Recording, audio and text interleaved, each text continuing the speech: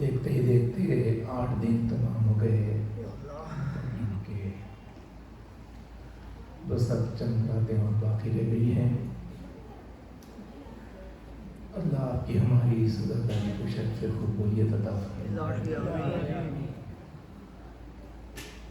اور ہمارے ایمان و عرفان و یقین میں حرام ترقی عطا فرمائے۔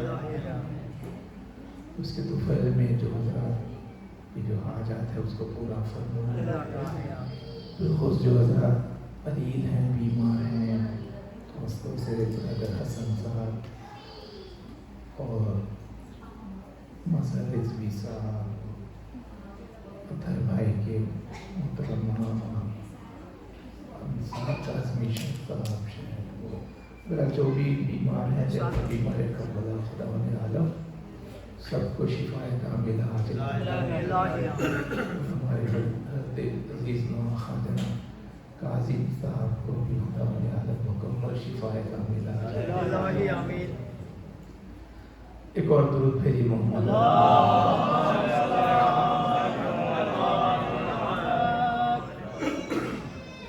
فرزان محترم، آپ کے علم میں ہے کہ میں مجالس میں آپ کی خدمت میں قرآن مجید کے سورہ روم کی 30ویں آیت کے سلسلے میں گفتگو کر رہا ہوں، اور میرا عنوان ہے اسلام حقیقی کہ جس کو کربلا میں امام حسین نے بچایا۔ اس آیت میں خدا عالم مخاطب ہے آپ کے ہمارے نبی جناب احمد مجتبیٰ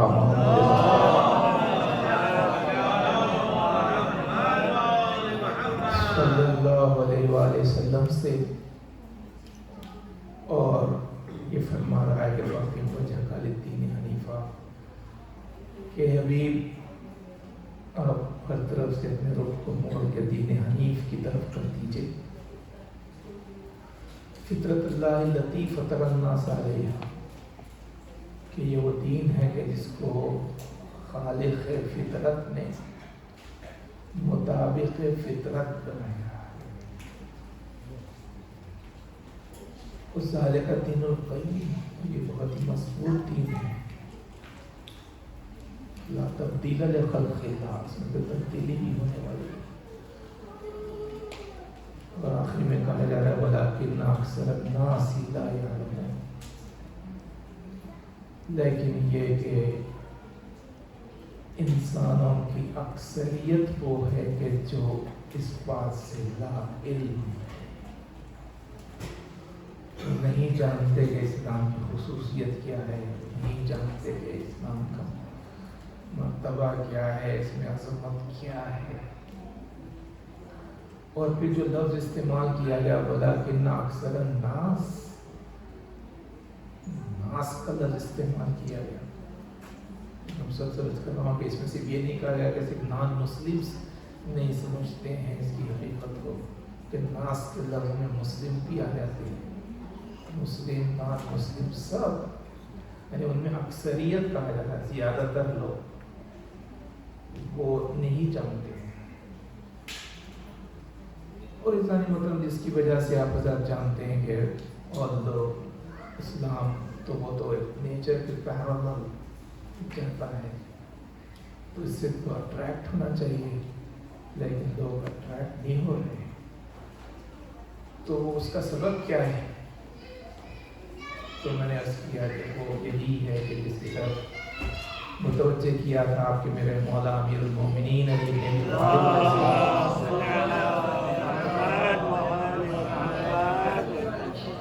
یہ پوسٹنگ کی مثال دے کے جو حضرت نے فرمایا تھا کہ میں دیکھ رہا ہوں کہ لوگ لباس اسلام کو الٹ کے پہن رہے ہیں، تو ظاہر ہے کہ جب لباس کو الٹ کے پہنا جاتا ہے تو دیکھنے والے ہنستے ہیں۔ تو یہ جو آپ نے کہا کہ میں دیکھ رہا ہوں، مطلب ہے کہ یہ معاملہ آپ کا نہیں ہے، اسی وقت کا ہے، آغاز ہوا ہے۔ اور اس طرح حضور اکرم نے بھی متوجہ کیا تھا کہ میں قرآن و اہل بیت کو چھوڑے جا رہا ہوں، ان میں سے وابستہ دونوں سے رہیں گے تو پھر تم گمراہ نہیں ہو، میں گمراہ ہو جائیں۔ تو وہی ہوا کہ لوگوں نے قرآن کو دیا مکمل نہیں، لیکن اہل بیت کو مکمل چھوڑ دیا۔ جس کی وجہ سے گمراہی ہوئی ہے. اب جب گمراہی ہوگی تو یہ حالت ہے کہ وہ صحیح بات کو غلط، غلط بات کو صحیح، جی یہ غلط وہ غلط.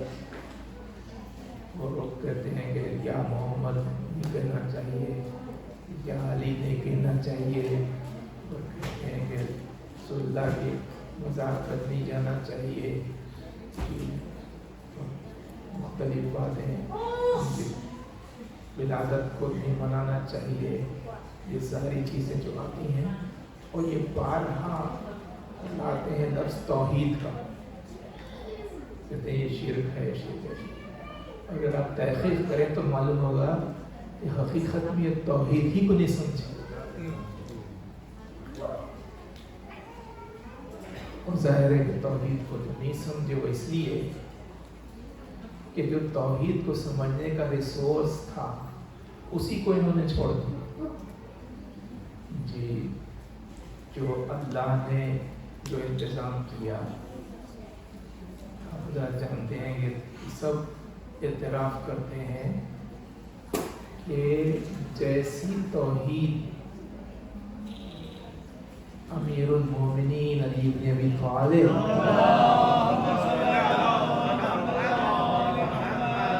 علیہ الصلوۃ والسلام نے سمجھا،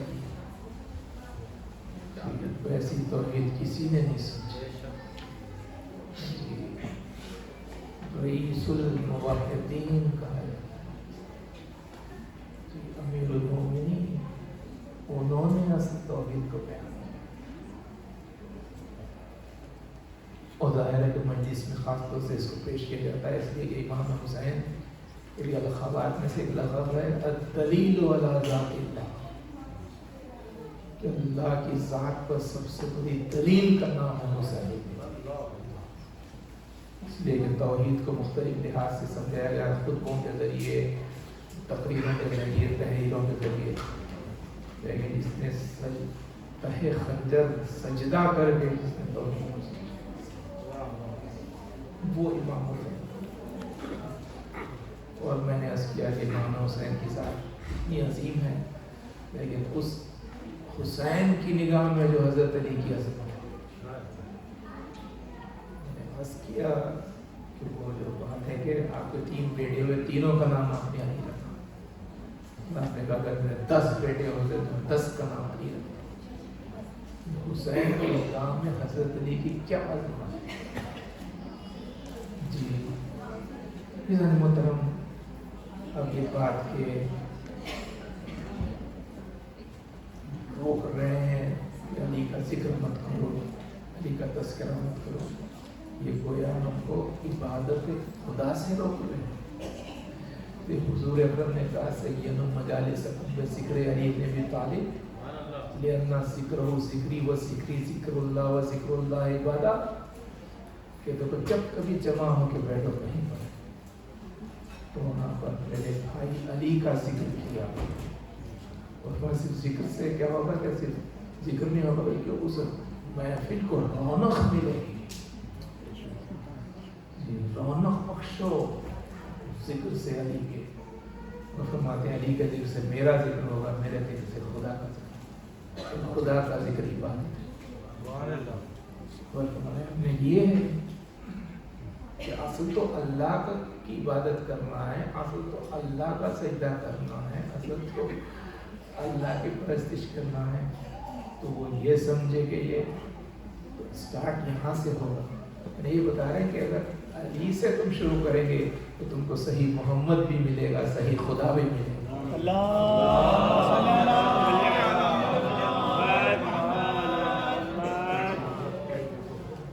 ظاہر ہے یہی ہو کہ حضرت علی جب ملتے ہیں، جب حضرت علی تک پہنچتے ہیں تو کیا ہوتا ہے. یاد رکھیے اللہ کو صرف ماننا اور ہے، اللہ کے صفات کو ماننا اور ہے، لیکن اس کے صفات پر یقین کرنا ہو. یاد رکھیے علی اس ذات کا نام ہے جس تک پہنچنے کے بعد خداوند عالم کے سارے صفات پر یقین حاصل ہو جاتا ہے. ہاں وہ ایسا ہی ہے.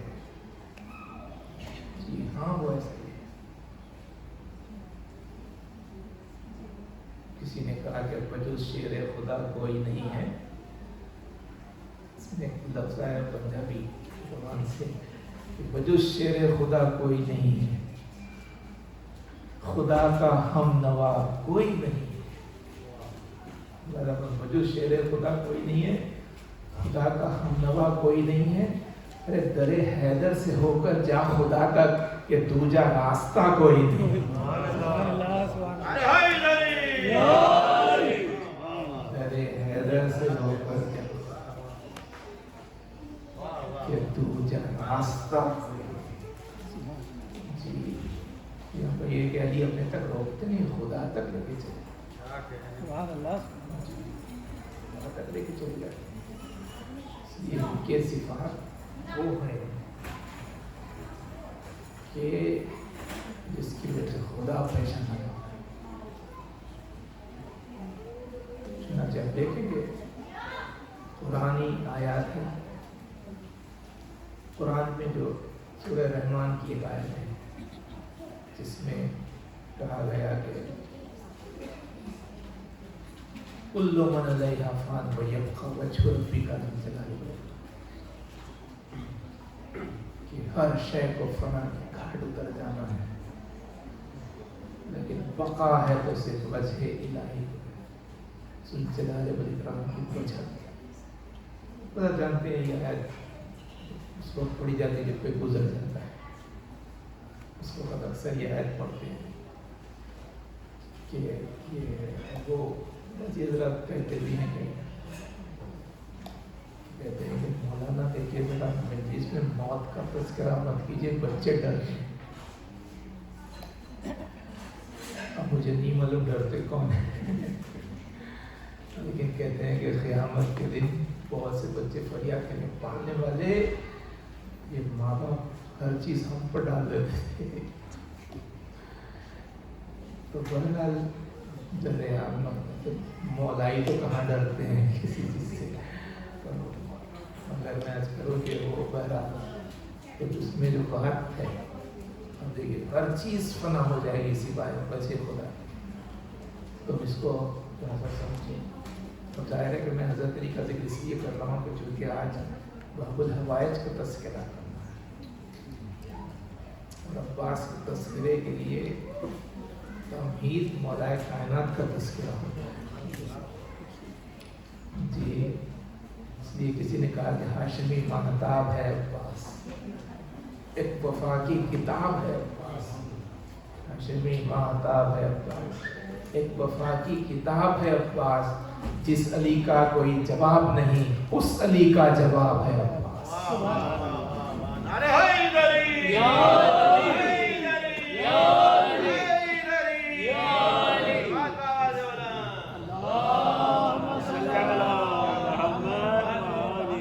जिस अली का कोई जवाब नहीं उस अली का। आप समझिए हज़रत अली को तब समझ में आएगा अब्बास क्या है। इस लिहाज से ये है कि आप देखेंगे तो वो जो है, अब हज़रत अली को समझने के लिए आयतों का सहारा लिया था हदीस का, तो वो उसमें आप देखें कि ये जो आयत है सूरह रहमान की, हर चीज़ फना हो जाएगी सिवाय अल्लाह के चेहरे के। तब ये चेहरा जो कहा है तो आपको मालूम है कि अल्लाह का जो मसला है हमारी बुनियादी अकायद में है कि अल्लाह तो जिस्मानिया से मुबर्रा है, उसके कोई जिस्म नहीं है, वो मटेरियल से हटके है।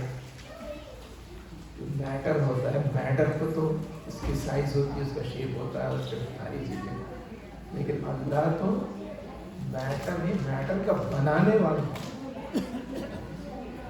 ज़ाहिर है बनाने वाले को उससे हटके होना चाहिए, तो वो ज़ाहिर है मैटर बनाने को, तो इस लिहाज से उसका जिस्मानी आदमी। अब यहाँ पर ये फिर जो कहा जा रहा है, तो देखिए तो कुरान का ये मसला है कि अगर कहीं पर कोई ऐसा लफ्ज़ आ जाए, जैसे कई माना होते हैं, मल्टीपल मीनिंग का कोई वर्ड है, तो वहाँ के सोचना चाहिए इसका कोई और माना भी होते हैं जी। تو اب اس کے اور معنی کیا ہے، کیا ہو سکتا ہے؟ تو اب دیکھیں کہ مسئلہ قرآن کا ہے، بہت سے قرآن کے طالب علم بھی بیٹھے ہیں، سن بھی رہے ہیں، اور اس سے بھی آن لائن پہ بھی، تو یاد دیکھیں کہ قرآن کے تعلق سے کہہ دیا کہ قرآن میں جب کبھی ایسے کوئی الفاظ آ جائے کہ جس کے معنی نہ سمجھ میں آئے، تو پہلی چیز تو یہ کرنا ہے کہ قرآن کے تعلق سے کہا ہے یفسروا بعضها بعض، کہ پہلے تو قرآن ہی میں تلاش کرے کہ کہاں کہیں پر اس کی وضاحت ہوئی ہے، اس پر الیبوریٹ کیا گیا ہے، قرآن میں تلاش کرے، جو قرآن کی بعض آیتیں کی تفسیر کرتی ہیں، اور اگر قرآن میں نہ ملے تو پھر ظاہر ہے کہ قرآن نے خود کے لیا بولا یعلم تاویلہ الا اللہ والراسخون فی العلم، یہ تعویل قرآن ہے وہ سوائے اللہ کے اور ان کے کوئی نہیں جانتا جو راسخون فی العلم ہے۔ یہ نہیں کہا کہ جو عالم ہے، راسخون فی العالم اور ہے، راسخون فی العلم اور ہے۔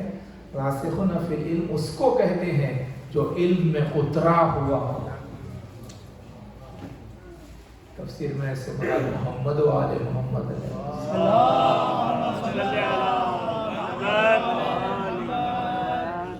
سے پوچھیں گے وہ بتائیں گے۔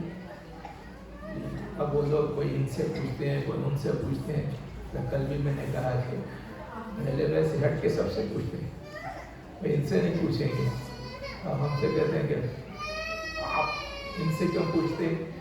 تو ظاہر ہے کہ ہم تو سیدھے سادے لوگ ہیں، اور ہم یہ کہتے ہیں کہ جس کو نجم افندی مرحوم کے صاحبزادے سہیل افندی مرحوم بیچارے، وہ بھی بہت زبردست شاعر تھے، ہمارے پاس سے وہاں پر میں نے ان سے سنا، انہوں نے ایک قصیدہ لکھا ہے، اس کا نام ہے نور سحر،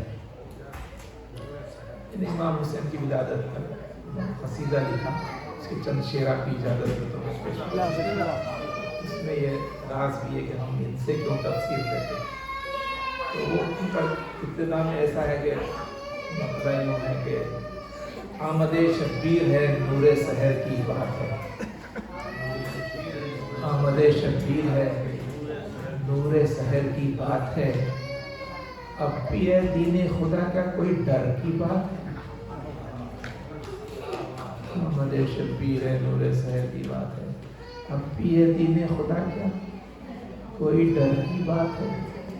اس کے بعد وہ ایک بات ہم بھی پیش کرتے ہیں کہ انسان سے گناہ ہو جاتا ہے شیطان کے بھٹکانے پر، نفس امارہ کے اکسانے پر، اب اس کے بعد تو وہ کہتے ہیں کہ اب بھی ہے نور دین خدا کا کوئی ڈر کی بات نہیں، کہتے ہیں کہ کون کہتا ہے گناہ گاروں پر جنت ہے حرام،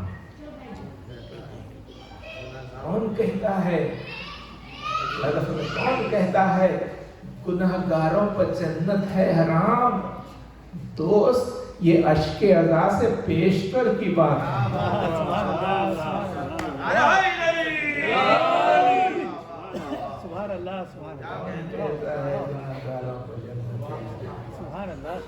دوست یہ اشک اذا سے پیشتر کی بات ہے۔ اور اس کے بعد تاریخی شعر انہوں نے کہا کہ دین جاگا قوم چونکی جی اٹھی انسانیت،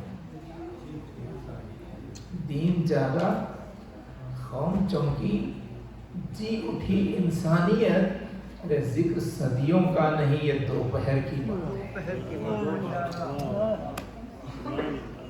ذکر صدیوں کا نہیں یہ دوپہر، دین جاگا قوم چونکی جی اٹھی، ذکر صدیوں کا نہیں یہ دوپہر کی بات ہے۔ تو اسی لیے وہ کہتے ہیں کہ پوچھ لو فطرس نے کیا پایا در شبیر سے، میں نہ پیپر کی اڑاؤں گا یہ پر کی بات ہے۔ اس کے بعد یہ شعر جس کے لیے آپ کو میں نے زحمت دی، وہ کہتے ہیں کہ رمز قرآن ایسے ویسوں سے کوئی پوچھا کرے، رمز قرآن ایسے پیسوں سے کوئی پوچھا کرے، ارے ہم تو ان سے پوچھتے ہیں جن کے گھر کی بات ہے۔ سبحان اللہ سبحان اللہ۔ ہم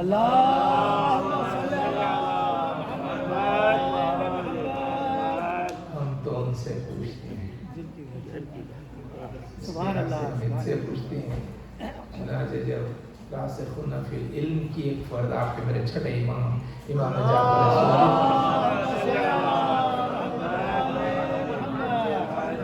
حضرت سے سوال کیا گیا، پوچھا گیا کہ مولا یہ جو آیت ہے کہ بچے ذوالجلال والاکرام کے یہاں پر اللہ کے چہرے سے مراد کیا ہے؟ تو آپ نے فرمایا کہ دیکھو چہرہ کیا ہوتا ہے جس میں انسان فرماتے ہیں کہ دیکھو اگر کوئی انسان ہے تو اگر مثلا کئی لوگ ہیں، ایک قد کے ہیں، ایک روپ رنگ اور دل دور کے ہیں، اور ان سب کو کھڑا کر دیا جائے اور سب کے چہروں کو چھپا دیا جائے، سب لوگ ایک کپڑے جیسے پہنے ایک جیسا ہے، تو پہچاننا کتنا مشکل ہو جاتا ہے۔ اس کے برعکس اگر جسم کو چھپا دیں اور چہروں کو نمایاں کر دیں تو پہچان دیا جاتا ہے۔ تو فرمایا کہ چہرہ کیا ہوتا ہے؟ پہچاننے کا ذریعہ ہوتا ہے۔ وہ خدا جو کہہ رہا ہے سب فنا ہو جائیں گے لیکن میرا چہرہ باقی رہے گا، یعنی سب فنا ہو جائیں گے لیکن وہ فنا نہیں ہوگا جو میری پہچان کا ذریعہ ہے۔ سبحان اللہ، اور آپ کے میرے مولا امیر المومنین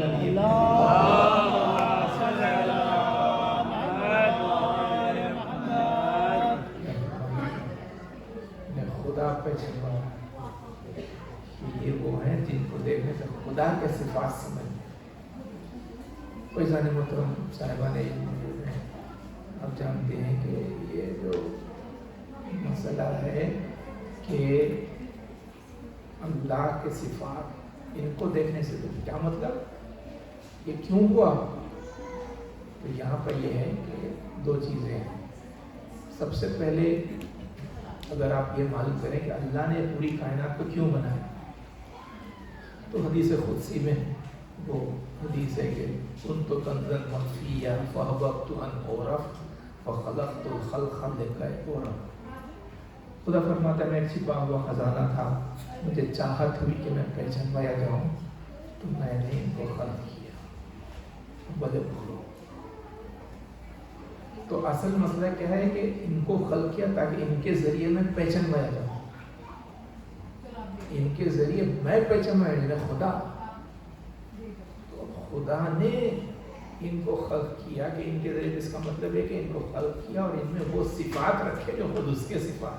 سبحان اللہ، سبحان اللہ۔ اس لیے کہتا کہ ان کے صفات پر نظر پڑے تو اس کے صفات سمجھ میں آئے، ان کے علم کو دیکھے تو خدا کا علم سمجھ میں آئے، ان کی قدرت کو دیکھے تو اس کی قدرت سمجھ میں آئے، ان کی طاقت کو دیکھے۔ یہ اصل ہے خدا نے بنایا، یعنی لوگ جو ہے اس میں بھی پریشان ہے، تو وہی لوگ میں نے کہا توحید کو سمجھنا چاہتے ہیں بریلی کو چھوڑ دیں، تو وہاں پہ یہ ہے کہ مسئلہ دیکھیے دو چیزیں ہیں۔ ایک یہ ہے کہ اب ان کے جو صفات ہیں وہ نے کہا یہ اللہ کے سارے صفات ان میں ہیں، مگر یہ ہے اس کے مطلب یہ نہیں کہہ دیا جائے کہ ہم نے دو خدا مان لیے، نہیں، فرق یہ ہے کہ جو اللہ کے صفات ہیں وہ اس کے اپنے ذاتی ہیں، جو ان کے صفات ہیں وہ ذاتی نہیں بلکہ عطائی ہیں، اللہ نے عطا فرمائے ہیں۔ جی اب یہ کہنے کے ساتھ یہ نہیں ہو سکتا کہ وہ اللہ کے صفات آ جائیں، اس نے خود کہہ دیا لیسا کمثلہ شیء، کہ کوئی اس کا مثل نہیں ہو سکتا قرآن میں۔ جی ہاں قرآن میں ہے، کوئی عربی کا لفظ ہے لیسا کمثلہ شیء، رائٹ؟ اللہ نے کہا کہ کوئی اس کا مثل نہیں ہو سکتا، لیکن اللہ نے ایک جگہ یہ بھی کہا کہ للہ الامثال العلیٰ، کہ اللہ کے کچھ امثال بھی ہیں، تو یہاں پر کہا گیا کوئی اس کا مثل نہیں ہے، اور وہاں پر کہا جا رہا ہے کوئی اس کے امثال بھی ہیں۔ دونوں کے معنی ایک کر دیے جائیں، کہیں پر کرا مثل نہیں ہو سکتا، کہیں پر اس کے امثال ہیں، تو میں نے اس سے پہلے کا قرآن معجزہ ہے اس بنیاد پر کہ اس میں کوئی کانٹرڈکشن نہیں ہے، अब ये कह दिया है कि साहब वहाँ पर कह रहा है कि मिस्र नहीं है और यहाँ पर कह रहा है उसके अमसाल है, समझना चाहिए कि साहब मिस्र के माना क्या है, अमसाल के माना क्या है। तो इसको पेश करो आपको 10 बार जाग के सुने सलवात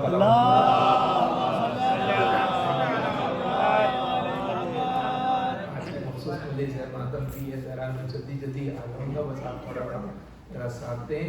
तो मोहतरम इसमें ये है कि यहाँ पर ये कहा गया कि 2 चीज़ें हैं। फर्ज कीजिए कि 2 पेन हैं, एक ही कंपनी से बनाए गए, एक ही रंग के हैं, एक ही खत के हैं, एक ही सारी चीज़ें मटेरियल भी एक जैसा ये सब है। तो कहा जाए कोई फ़र्क नहीं है, तो कहा जाए ये पेन इस पेन की मिसल है। लेकिन अगर एक भी फ़र्क आ जाए तो अब मिसल नहीं बल्कि मसल कहते हैं कि अब ये इसकी, तो एक भी अगर फ़र्क आ जाए तो वो मिस नहीं होता। तो आप देखिए कि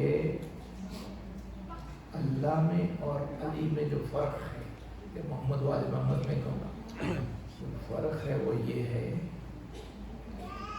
कि चलिए मैं अपने नहीं बल्कि किसी के अल्फाज में सुना दो आपको। वो कहते हैं कि ज़ाते हैदर है दारा है हर खुशबता, ज़ाते हैदर है दारा है हर खुशबतर, खाई उजलत में धोखा नुसैरी नजर।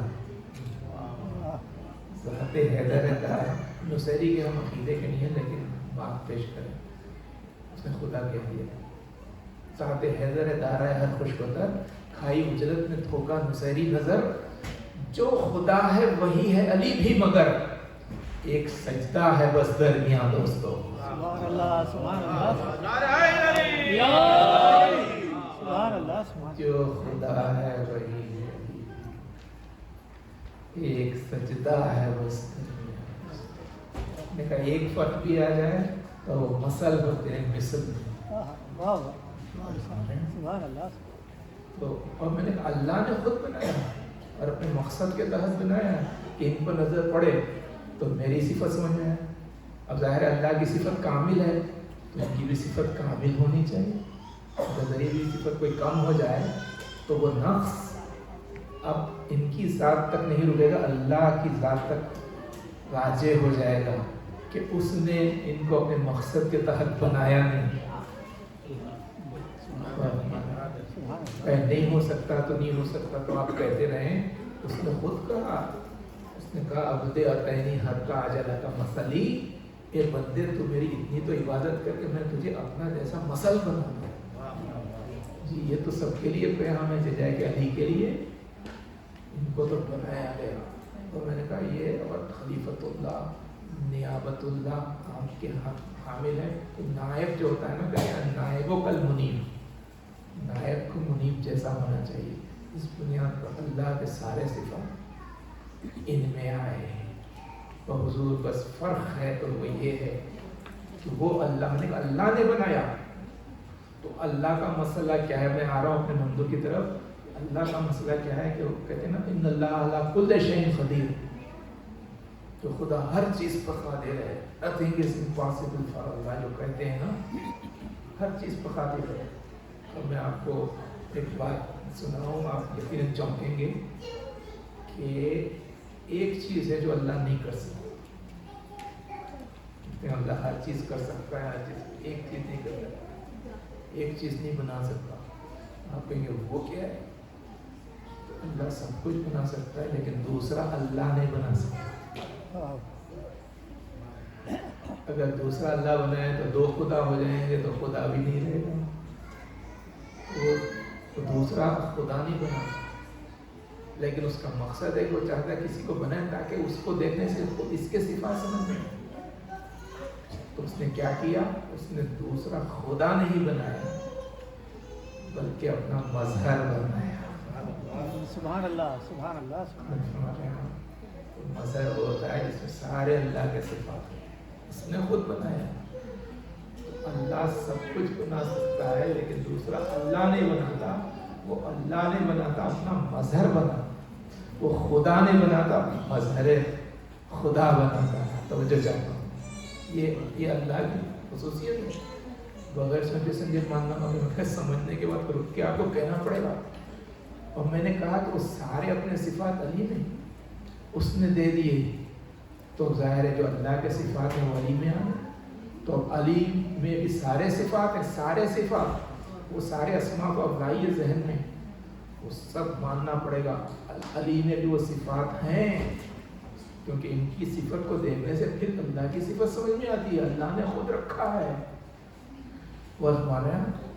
तो जैसे अल्लाह दूसरा अल्लाह नहीं बनाता लेकिन अपना मजहर बनाता, वैसे ही अमीरुल मोमिनीन भी हर चीज बना सकते हैं जी, लाजिम है वो सारे सिफात। तो हज़रत अली भी सारे सिफात के हामिल हैं, तो वो हर चीज बना सकते हैं। लेकिन जैसे अल्लाह दूसरा अल्लाह नहीं बना सकता, वैसे अली दूसरा अली नहीं बना सकते। लेकिन अल्लाह ने जैसे अपना मजहर बनाया, वैसे अली ने अपना मजहर बनाया। उसे याद रखिए, अल्लाह के मजहर को अली कहते हैं, अली के मजहर को अब्बास कहते हैं। सुभान अल्लाह, सुभान अल्लाह। अल्लाहुम्मा सल्ली अला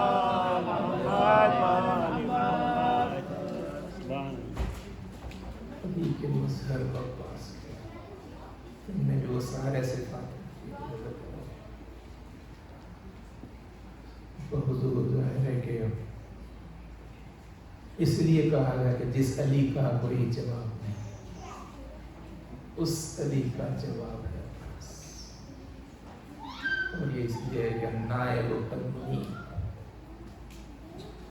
अमीरुल मोमिनीन ने अपना नायब बनाया।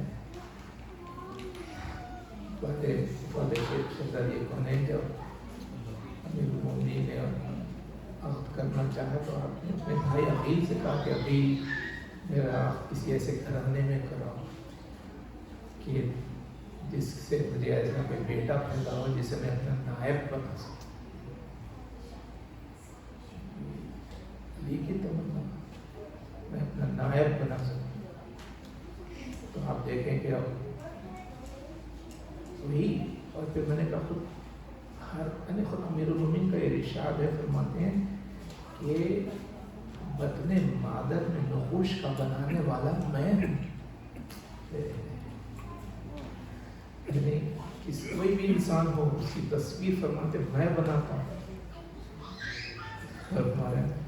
तो मैं सोचता हूँ कि उस अब्बास की तस्वीर अली ने कितनी हसीन बनाई होगी, सुभान अल्लाह, सुभान जिससे कि खुद उनकी तमन्ना वाबस्ता है। चुनांचे यही वजह है कि बनी हाशिम में सब हसीन थे, लेकिन बनी हाशिम का चांद अब्बास कहलाए, वो हुस्न जमाल। और मतलब यही कि अमीरुल मोमिनीन का नायब बनाया, शुजाअत का नायब। तो आप हज़रत जानते हैं कि हर इंसान में क़ुव्वत होती है जिसको क़ुव्वत ग़ज़बिया कहा जाए, हर इंसान में होती है। और इसके 3 दर्जे हैं, 3 नाम हैं। क़ुव्वत ग़ज़बिया कभी इफ़रात में चली जाती है, कभी तफरीत में रहती है, कभी एतदाल में रहती है। तो थी भाई आपकी खिदमत में पेश है, मैं तीस साल की तरफ से मौला कबूल करे। तो शुजाअत ये कभी इफ़रात में चली जाती है, कभी तफरीत में, कभी एतदाल में, और 3 के 3 नाम हैं। यानी ये क़ुव्वत ग़ज़बिया, क़ुव्वत ग़ज़बिया जब इफ़रात में चली जाती है तो उसको तहावुर कहते हैं, जब तफरीत में जाती है उसको जुब्न कहते हैं, और जब एतदाल में रहती है तो उसको शुजाअत कहते हैं। सुभान अल्लाह। अली की शुजाअत के नायब का नाम है अब्बास जी। और कौन एतदाल में रख सकता है क़ुव्वत ग़ज़बिया, कि जिसका इल्म भी कामिल हो, जिसकी हिकमत भी कामिल हो। तो हुज़ूर यही वजह है कि अब वहाँ ये नहीं हो सकता, बाज़ लोग बगैर सोचे समझे जो कहते हैं कि माज़अल्लाह हज़रत अब्बास को हर वक्त बस गुस्सा आ जाता है। अरे उसके लिए वो जो जुब्न या तहव्वुर का मालिक है, जो शुजाअत का मालिक, वो तो वही करते थे जो तक़ाज़े वक्त जी। वो जो कहते हैं लोग कि ऐसे इमाम हुसैन को रोकना, ऐसा नहीं है, कभी ऐसा नहीं हुआ कि इमाम हुसैन को रोकना और टोकना पड़ा। अब्बास तो वही करते थे जो हुसैन का मंशा होता था। तो आपको मालूम है कि इब्तिदा ही से ये सिफत ज़ाहिर होती है, हर वक्त हुसैन के चश्मो अबरू पर नजर देती थी। चुनांचे ये वाक़या है मस्जिद कूफा कि अमीरुल मोमिनीन मस्जिद कूफा में मिंबर पर खुतबा इरशाद फरमा रहे थे, बस में हसनैन भी थे और वहाँ पर अब्बास भी थे, दूसरे साहब भी थे कि एक मरतबा इमाम हुसैन को प्यास महसूस हुई। अभी आपने आतश का इजहार भी नहीं किया कि लोगों ने देखा कि बज़म से कमसिन बच्चा उठा जिसका चेहरा चांद से ज्यादा चमक रहा था। वो तेजी से बैरून मस्जिद गया, जब पलट के मस्जिद में आया तो सर पर कासे आग लिया हुआ तेजी से हुसैन की तरफ बढ़ रहा था तो पानी छलक छलक के कासे आग से उसके दोष पर गिरता जा रहा था और आगे बढ़ के पानी उन्होंने हुसैन की खिदमत में पेश किया। हुसैन ने पानी नोश किया।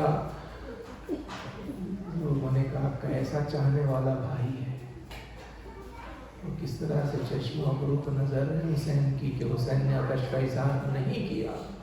और अब्बास समझ गए, लोग खुश हो गए, लेकिन जैसे उन्होंने अपनी नजरें अमीरुल मोमिनीन की तरफ मोड़ी तो क्या देखा कि अमीरुल मोमिनीन की आंखों से अश्क जारी, बेख्तियार अमीरुल मोमिनीन गिरिया फरमा रहे।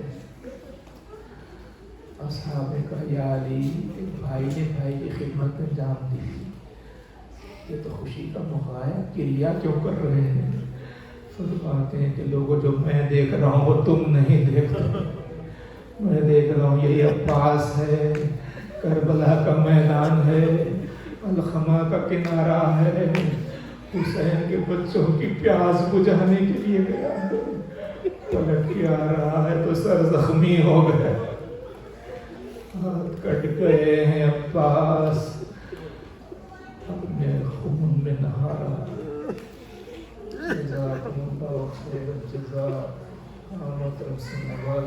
देखा क़ब्ल शहादत अब्बास, अमीरुल मोमिनीन अब्बास की मुसीबतों को याद करके गिरिया करते थे। हज़रत अली की सीरत पर चलते हुए हम भी अब्बास की मुसीबतों को बाद शहादत याद करके गिरिया करते। और इसके आगे बढ़ो, मैं नजफ का रुख करके कोई या अली आइए मजलिस मौला भी अब्बास के मुसीबतों का तज़किरा कर रहे हैं। जज़ाकुमुल्लाहु खैरल जज़ा। और मतलब सुनने वालों, इस तरह से अब्बास हुसैन के साथ रहे जैसे शम्मा के साथ परवाना रहे या जिस्म के साथ साया रहता है। सारे के करबला के मैदान में वो लम्हा भी आया कि जब के देखते ही देखते घर खाली हो गया और हज़रत अब्बास इमाम हुसैन की खिदमत में आए, कहने मौला मुझे इजाज़त दीजिए। इमाम हुसैन का अब्बास मैं तुमको कैसे इजाज़त दूँ, तुम तो मेरे लश्कर के अलमदार हो। बेचैन हुए मौला वो लश्कर ही कहाँ रहा जिसका मैं अलमदार था, मौला मुझे भी वहीं पर चले जाने दीजिए जहाँ पर के लश्कर गए हैं। और ये टुकड़ा कहा कि मौला अब अजीज़ों के दाग उठाते उठाते सीने में नफस तंगी कर रहा, गोया कहते मौला मुझे मरने की इजाज़त दीजिए। बस उठाए गुफ्तगू हो ही रही थी कि मरतबा 40 प्यासे बच्चों का काफिला आया,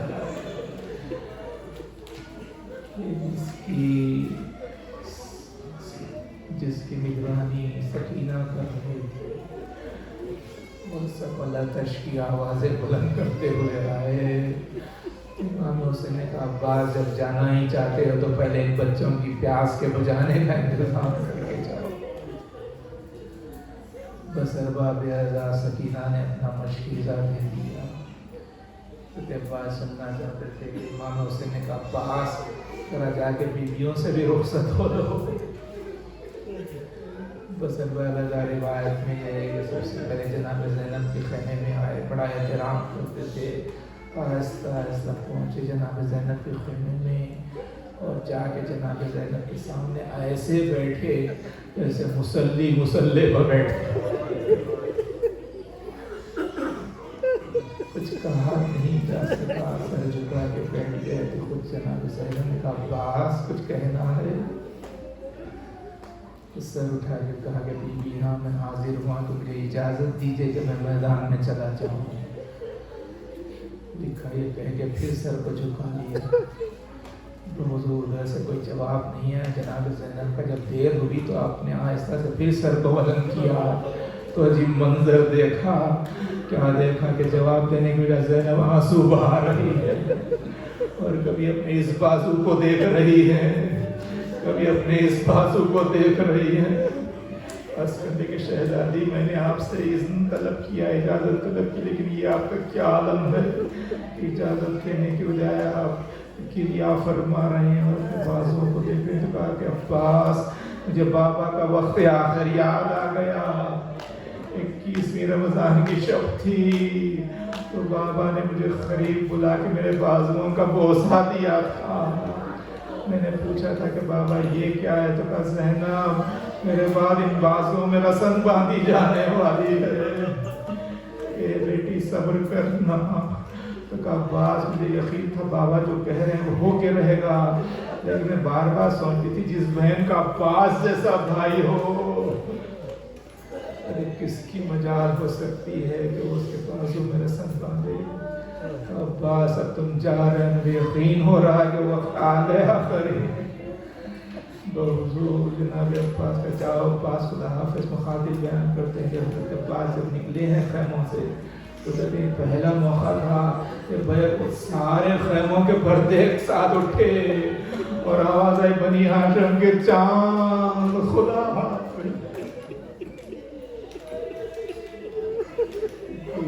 رخصت ہوئے اور امام حسین کی خدمت میں حاضر ہوئے اور لکھا ہے کہ گھوڑے پر سوار ہوئے، آگے بڑھنے لگے، آپ نے محسوس کیا کہ امام حسین پیچھے پیچھے آ گئے ہیں۔ آپ نے کہا کہ مولا کیا بات ہے؟ نوازے کہ عباس تم مجھ سے مل کے نہیں جاتے۔ گھوڑے سے پڑے اور اس کے بعد امام حسین کے قدموں پر گر گئے، انہوں نے سینے سے لگایا، پھر معذرت تھام کے گھوڑے پر سوار کیا۔ حضرت عباس کے ہاتھ میں علم احمد مختار تھا، اس پر لکھا ہوا تھا نصر من اللہ فتح قریب۔ امام حسین نے انگشت شہادت سے لکھا انا للہ و انا الیہ راجعون۔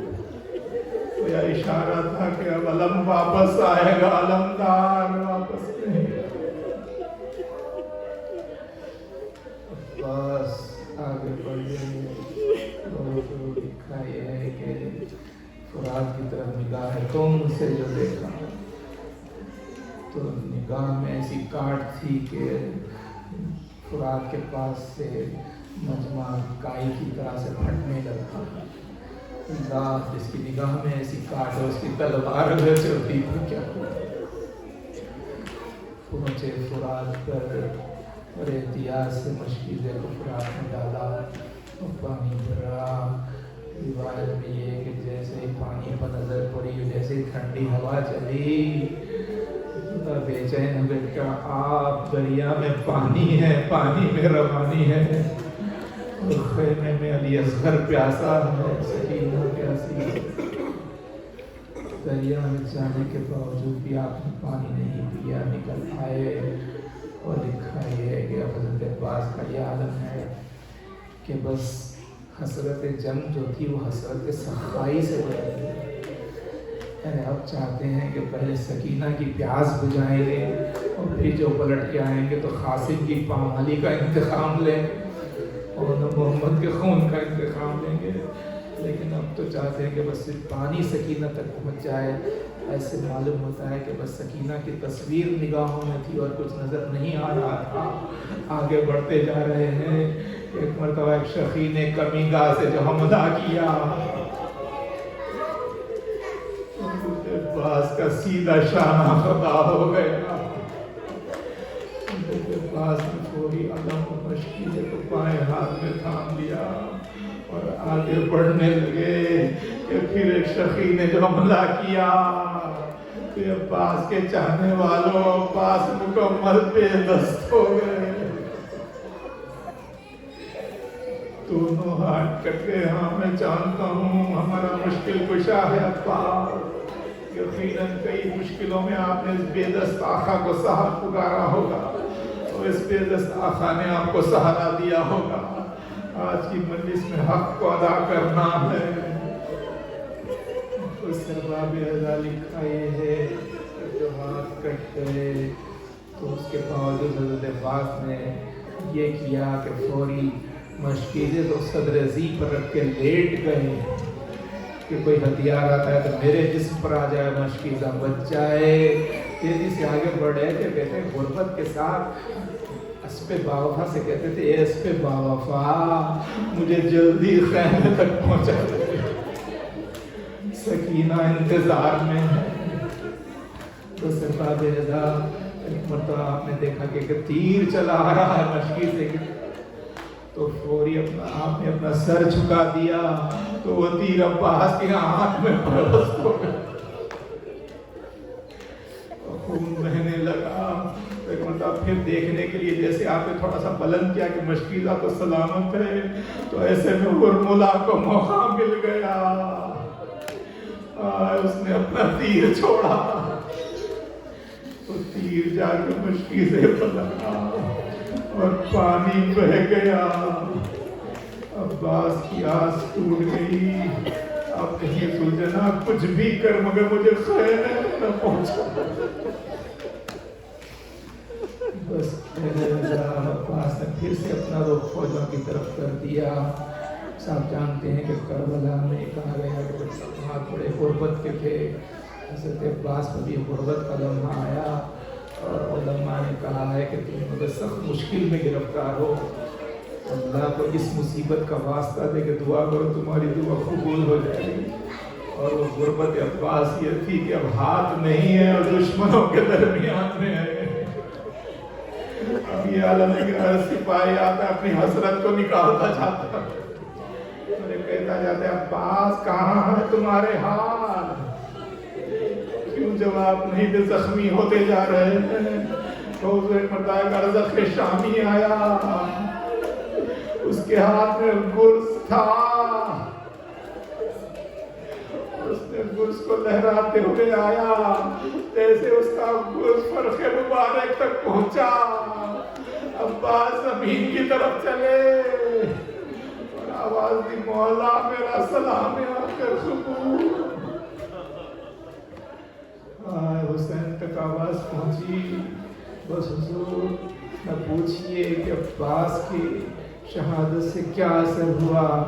اشقیاء تو عید منانے لگے کہ اب کوئی ہم کو نہیں روک سکتا حسین کے قتل سے. لیکن خود حسین کا عالم یہ ہوا, حمید بیان کرتا ہے کہ صبح سے میں دیکھ رہا تھا حسین جو بھی قربانی پیش کرتے چہرہ کھل جاتا تھا اور یہ کہ رنگ سرخ ہو جاتا تھا.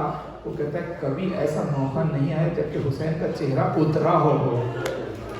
لیکن تو جیسے عباس کی آخری آواز آئی, جیسے عباس گھوڑے سے گرے, ہم نے دیکھا حسین کے چہرے کا رنگ اتر گیا.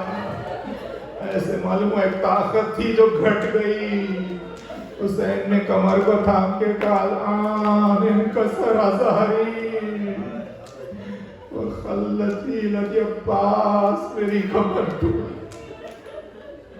تو حضور حسین تیزی سے پڑھنا چاہتے تھے. روایت میں دونوں ہاتھوں سے تلوار چلاتے کہتے جاتے تھے ذوالجناح میرا بھائی گھوڑے سے زمین پر گر گیا, یہ ذوالجناح اس کے جسم پر ہاتھ نہیں ہے, مجھے جلد پہنچا دے. تو حضور امام حسین آگے بڑھ رہے تھے. رحمید کہتا ہے بڑھتے بڑھتے کتا دیکھا میں نے حسین گھوڑے سے کود پڑے اور کچھ فاصلے سے دو چیزوں کو اٹھایا. کہتے میں دیکھنے کے لیے آگے بڑھا تو دیکھا کہ حسین کے ہاتھ میں دو کٹے ہوئے ہاتھ ہیں. اس کو آنکھوں سے لگاتے جاتے گریا کرتے جاتے, کچھ کہہ رہے قریب ہو کے سننا چاہتے. حسین کہتے یہ بابا یہ مرتضیٰ کہاں ہے, اے بابا آئیے میرے عباس کے ہاتھ کٹ گئے. بحضور کٹے ہوئے ہاتھوں کو لیے آگے بڑھے تو حسین عباس کے لاشے پاس تک پہنچ گئے. خدا کسی بھائی کو اپنے بھائی کا یہ عالم نہ دکھائے. مقبر جان باقی تھی. پہنچ کے مردہ حسین بے چین ہو گئے.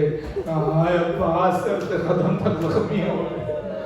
مولا چراہتوں کا ملال ہے تو یہ ہے کہ مشکیزہ چھپ گیا اور پانی بہہ گیا. تو یہ آخری ملاقات بڑی یادگار تھی, اس میں ذکر تمام کر رہا ہوں.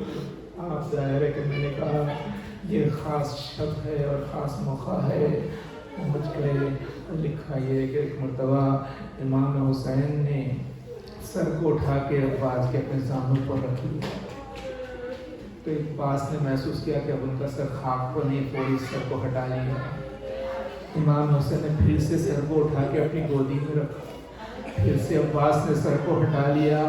جب 3 مرتبہ یہ عمل ہوا تو امام حسین نے کہا عباس بار بار اپنے سر کو میرے زانوں سے ہٹا رہے ہو بھیا, کیا تم کو میرا زانو پسند نہیں آ رہا ہے؟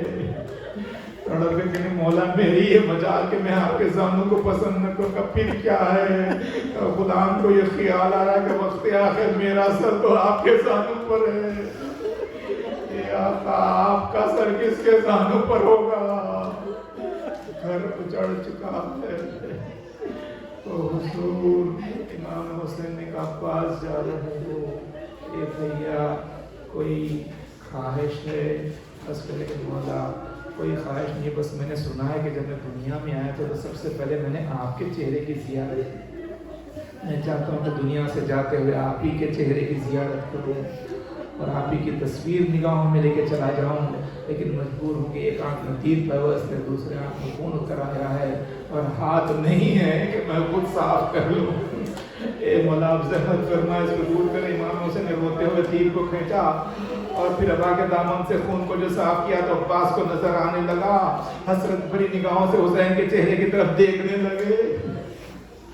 امام حسین نے کہا عباس جا رہا بھیا کوئی تمہاری وصیت ہے؟ اس کے لیے مولا کوئی وصیت نہیں ہے, بس وصیت ہے تو یہ ہے کہ آپ میرے لاشے کو خیمے میں نہ لے کر جائیے, اس لیے کہ میں شہزادی سکینہ سے شرمندہ ہوں. میں نے بچی سے پانی پلانے کا وعدہ کیا تھا. آپ کہتے ہیں شہزادی میں مجبور تھا, ہاتھ کٹ گئے تھے, ورنہ میں مشکل پہنچا کے رہتا. ارباب ایسے معلوم ہوتا ہے سکینہ کا نام جو زبان پہ آیا تو نگاہوں میں سکینہ کی تصویر آ گئی. وہ اودے اودے ہونٹ نظر آنے لگے, وہ ہاتھ میں خالی کوزہ نظر آنے لگا. ارے سوچ کے تڑپ گئے کہ ہائے بچی وہاں انتظار کر رہی, ہم یہاں ایڑیاں رگڑ رہے ہیں. وہ اسی کے ساتھ عباس کا دم ٹوٹنے لگا. حسین نے کہا عباس جا رہے ہو, میری ایک تمنا پوری کرتے ہوئے جاؤ. اللہ رے عصمت عباس دنیا میں آئے ہیں تو علی کی تمنا پورا کرتے ہوئے دنیا سے جا رہے. تو حسین کہہ رہے میری تمنا, عرض کرنے کے مولا جب فرمائیے آپ کی تمنا کیا ہے؟ ایسا نہ ہو کہ آپ کی تمنا دل میں رہ جائے, میں گزر جاؤں, اس لیے کہ میں زیادہ دیر زندہ رہنے والا نہیں ہوں. میرے لینے کے لیے سرانے رسول اللہ کی سواری آ گئی ہے. بابا علی مرتضیٰ آ گئے ہیں, آقا حسن اور اے مولا آپ کی مادر گرامی فاطمہ الزہرا کی سواری آ گئی ہے. حسین نے کہا پاس تم زندگی بھر مجھے مولا آقا کہہ کے پکارتے رہے. ارے مجھے حسرت ہے کہ تم مجھے بھائی کہہ کے آواز دو. اے عباس کے چاہنے والوں, اکھڑتی ہوئی سانسوں میں عباس نے 3 مرتبہ بھائی کا اس کہتے من کا جری کا ڈل گیا بھائی کے سامنے, بھائی کا دم نکل گیا. حسین نے علمدار کو چھوڑ کے علم کو اٹھایا, خیمے میں آئے, مسند پہ علم رکھا, کہتے جاتے تھے زینب ادھر آؤ, کلثوم ادھر, ارے مجھے پرسا دو میرا بھائی.